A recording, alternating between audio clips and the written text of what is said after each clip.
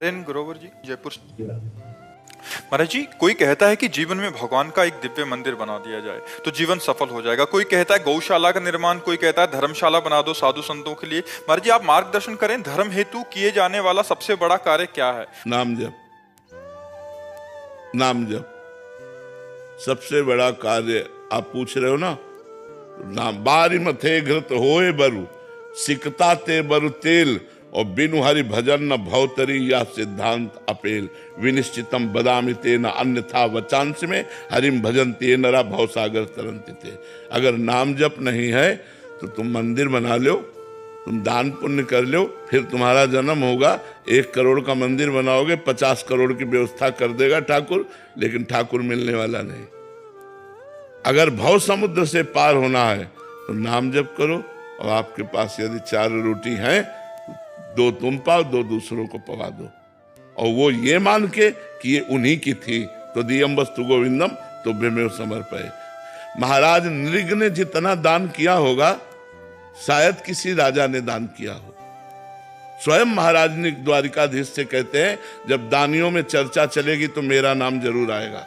महाराज नृग, और जानते हो क्या बने थे? कुआं का गिरगिट बन करके पड़े हुए थे द्वारिका में। भागवत में पढ़ लेना।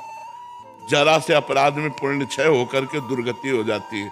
और नाम जापक जीवन भर वैश्यागमन किया, और अंतिम समय पुत्र के बहाने नारायण बुलाया, तो नारायण नाम से परम पद को प्राप्त हुआ। तो हमारी बात, जहां तुम प्रश्न कर रहे हो, यहाँ शुद्ध शास्त्र अध्यात्म इष्टापूर्त कहते हैं इसे, जिसे आपने कहा।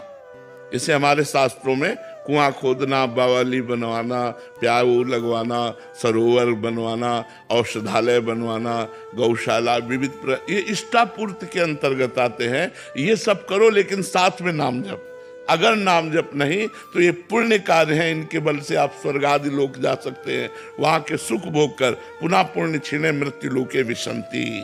भगवान की प्राप्ति भगवान के स्मरण से होती है। तो मंदिर बनवाना पुण्य का कार्य है, भगवत कार्य है, लेकिन बिना भजन के भगवान की प्राप्ति नहीं होगी। आप फिर आओगे, बहुत बढ़िया महल तुम्हें मिलेगा और 50 करोड़ रुपया मिलेंगे, क्योंकि आपने मंदिर बनवाया, लेकिन भगवान नहीं मिलेंगे। मिले ही न रघुपति बिनु अनुरागा, किए कोटि जप जोग विरागा। बिना भगवान प्रेम के नहीं मिलते। हरि व्यापक सर्वत्र समाना, प्रेम ते प्रगट होए मैं जाना। ये पक्की बात समझ। और प्रेम प्रकट होता है भजन से, और प्रेम से भगवान प्रकट होते हैं। भगवान की प्राप्ति ही जीवन का परम लक्ष्य है। इसलिए जो करो, तुम्हारे पास भगवान ने रुपया दिया है, मंदिर बनवाओ, औषधालय बनवाओ, गौशाला खोलो, नाम जप करते हुए, भगवान का चिंतन करते हुए, और ये मानकर कि भगवान की दी हुई वस्तु भगवान को दे रहे हैं, मेरा उसमें कोई हक नहीं, ये तो भगवान की वस्तु। तो इससे भगवत प्राप्ति जी, केवल पुण्य करेंगे तो क्या होगा? स्वर्ग आदि लोकों को जाओगे। पुण्य छिड़े मृत्यु लोके विसंति, पुनः मृत्यु लोक में जन्म होगा। तो ये तो कोई ज्यादा खास बात तो यही थी, इसीलिए इसका कोई महत्व नहीं है। एक नया स्वप्न जैसा देख लो, 1000-2000 वर्ष का, और बस फिर आकर के मृत्यु लोक में क्या बनना पड़ेगा। महाराज नहुष देव राजेंद्र की पदवी पर बैठे और पुण्य क्षीण हो गए, सची माता के प्रति गलत भाव कर लिया, तो अजगर की योनि में आके जन्मे थे। महाभारत में पढ़ के देख लो। सीधे इंद्र पद से ट्रांसफर हुआ अजगर योनि में। एक राजस्वी यज्ञ में एक चीटा एक छोटा सा दाना चावल का लेके बड़ी मेहनत से जा रहा था। 3 टांगे थी, एक टांग टूट चुकी थी। तो अर्जुन जी की दृष्टि पड़ी, प्रभु से कहा, प्रभु राजस्वी यज्ञ में सब चकाचक हो रहा है, एक चीटा बेचारा कितना कष्ट पा रहा है। तो बोले, पता है 14 बार इंद्र बन चुका है। वो चीटा 14 बार इंद्र बन चुका है। कोई भरोसा नहीं है पुण्यों का, कहां से कहां ट्रांसफर हो जाए। और नाम जब करोगे, भरोसे की बात कहते हैं कि अगर अगला जन्म होगा भी तो श्रीवान कुलवानों के यहाँ होगा, मनुष्य रूप में होगा, और भजन करके निश्चित भगवान को प्राप्त होगे। अगर बहुत ही दुर्गति हो गई तो उस जीव को भी ऐसी जगह रखा जाएगा जहां भागवतिक होगा, भगवत कथा और एक कीर्तन वाला, दरवाजे का कुत्ता बना बैठा है, और भगवान का भोग प्रसाद पा रहा है, कथा सुन रहा, कीर्तन सुन रहा, उद्धार हो गया। तो भगवान के नाम के सिवा हमें तो और कुछ उपाय नहीं। कलयुग केवल नाम आधारा, केवल नाम आधारा। सुमिर सुमिर नर उतरहि पारा। नाम जप करो और सत्कर्म करो। ऐसा नहीं हम ये मना कर रहे हैं, मंदिर बनवाओ, गौशाला खोलो, औषधालय, लेकिन नाम जप जरूर करो। नाम जप के बिना सब अधूरा हो जाएगा, क्योंकि वो पुण्यों से पुण्य फल मिलेगा, फिर मृत्युलोक में जन्म होगा। तो हमारा जन्म मरण को जो रोकने का चक्र है वो भगवान के नाम में सामर्थ्य है। महाराज जी ये बात तो अभी आपसे सुनने को मिल रही है, शास्त्रों में भी लिखा है महाराज जी, काफी महापुरुष कहते भी हैं, बट ज्यादातर महिमा कि ये पुण्य करो, ये करो, दान करो, ये करो, इसी में महाराज जी ज्यादा इसको भोजन पवाओ, ये भी अच्छा कार्य है महाराज जी, बट अच्छा भी लगता एक को भोजन पवाओगे तुम्हें 100 दिन के लिए भोजन की व्यवस्था हो जाएगी। 100 कंबल बांटोगे 5000 की व्यवस्था हो जाएगी। 1 अरब दान करोगे 100 अरब की व्यवस्था हो जाए। 1 अरब में तो बुद्धि ठीक नहीं हुई, 100 अरब में तुम्हारी ये बुद्धि कहां से भगवान में लगेगी। मेन जो पॉइंट की बात है कि हमारा संसार चक्र नष्ट होना चाहिए। दुख सुख से परे परमानंद की प्राप्ति के लिए उपाय है भगवान का भजन। भजन के बिना पर महाराज जी भजन में तो बड़ा मन और ज्यादा उदास हो जाता, उसमें कंबल बांटे तो अच्छा भी लगता है कि 4 जने कह रहे हैं कि आ वाह कंबल बांटे। तो उससे अहंकार का पोषण होता है। वो डींगे हाँक हाँक करके अपने पुण्यों का नाश कर देते हैं, अहंकार की पुष्टता। अब भजन में तो टूटना है अंदर से, जलना है अंदर से। देखो भजन करके अभी जलाना शुरू कर देगा भजन, तो इसीलिए भजन सबसे होता नहीं, तो इसीलिए आवागमन नहीं रुकता। जब संत समागम होता है तो क्यों कहा गया कि सत्संगति संस्कृति कर अंता, बड़े भाग पाइब सत्संगा, तो बिना ही प्रयास होय भवभंगा। क्यों? क्योंकि सहज में वो बात हमें पकड़ में मिल जाती है जो हम शास्त्रों का स्वाध्याय वर्षों करें और नहीं पकड़ में आएगी, वो 1 मिनट में संत संग में पकड़ में आ जाएगी। तो संत संग जैसे मिला, आप सुने, अब आप शुरू कर दे नाम जप करना और मंदिर बनवाए, गौशाला कर, तो आपका परम मंगल हो जाएगा, क्योंकि नाम चल रहा है इसलिए आपका परम मंगल। पर जी आप बहुत कड़वी दवाई देते हैं, कभी कभी मरना है, कटना है, जाना है। असली बात बता रहे हैं, असली बात बता रहे हैं। बट महाराज जी वो अच्छा लगता है कि कंबल बांट दो, इतने में चल जाएगा, इतने में या किसी को भोजन पवा दो, प्याऊ खोलो, अच्छा लगता है महाराज जी। मतलब वो अलग अलग क्लास होते हैं। ये वृंदावन है, वृंदावन में ये जो क्लास लगता है ये आध्यात्मिक क्लास है, प्योर आध्यात्मिक, नो इसमें मिलावट।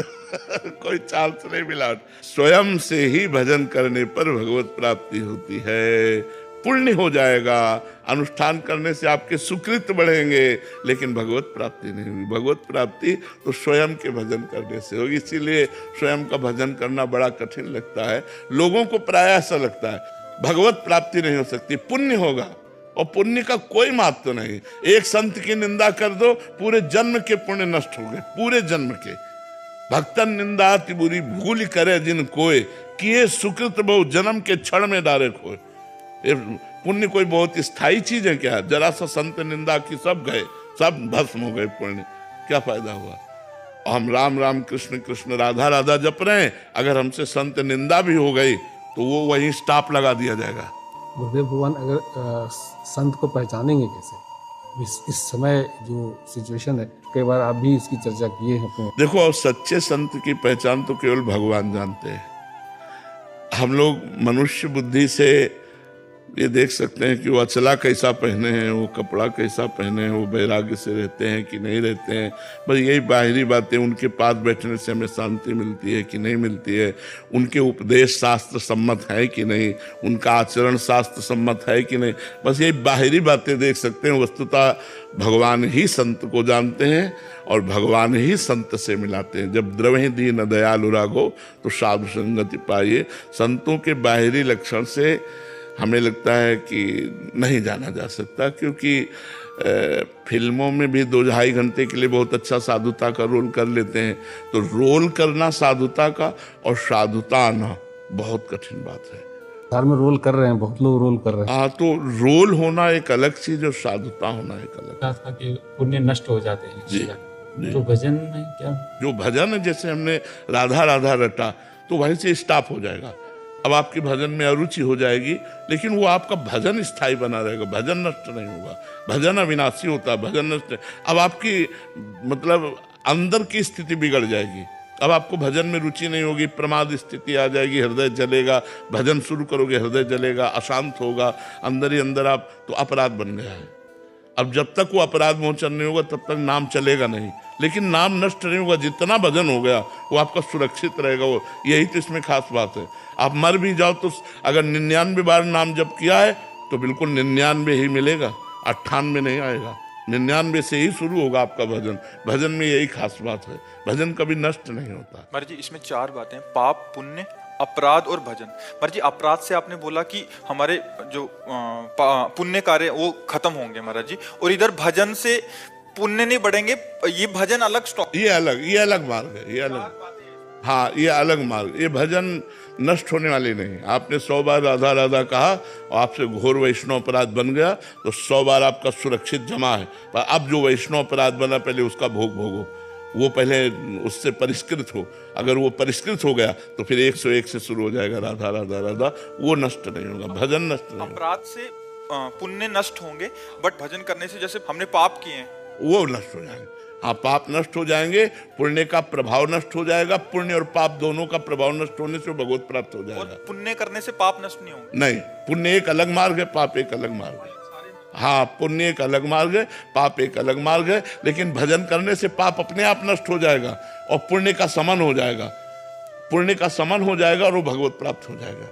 भजन एक अलौकिक चीज है, भजन के बिना तो जीवन ही व्यर्थ है। इसीलिए सबसे प्रार्थना करते हैं कि चाहे 24 घंटा में 24 मिनट ही सही राधा राधा दीजिए, समय दीजिए, भजन में समय दीजिए। और इसीलिए मतलब लोगों का परिवर्तन भी हो रहा है। जो लोगों का परिवर्तन हो रहा है वो इसी नाम के प्रभाव से हो रहा है। अगर पुण्य की बात की जाए तो पुण्य का कोई खास महत्व नहीं। बड़े बड़े पुण्यात्माओं की दुर्गति होते देखा गया और बड़े बड़े दुर्गति को प्राप्त जनों को नाम के द्वारा सदगति होते देखा गया।